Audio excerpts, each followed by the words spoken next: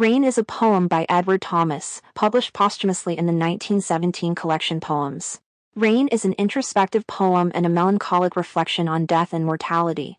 This conversational poem is written in an unrhymed iambic pentameter or blank verse in 18 verses in a single undivided stanza.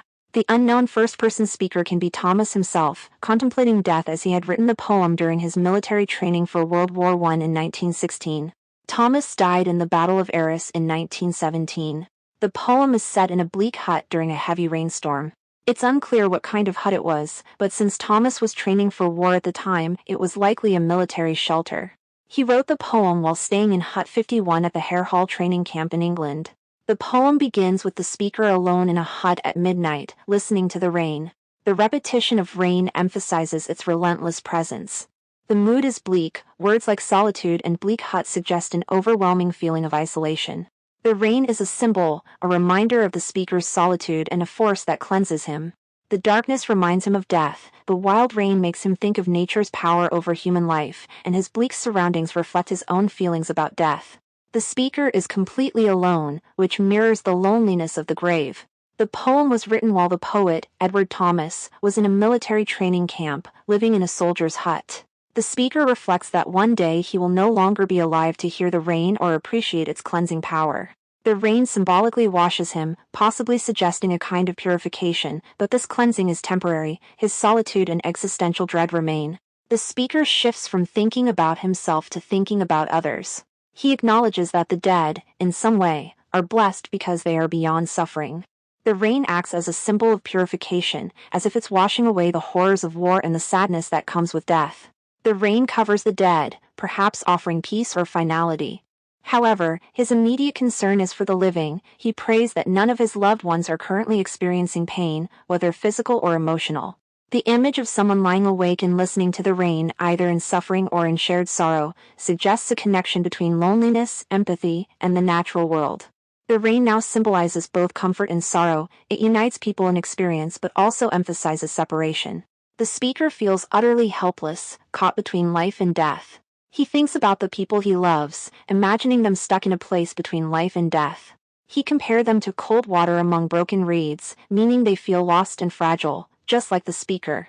The metaphor of cold water among broken reeds suggests fragility and detachment. He is lost. The repetition of broken reeds emphasizes how many people are struggling.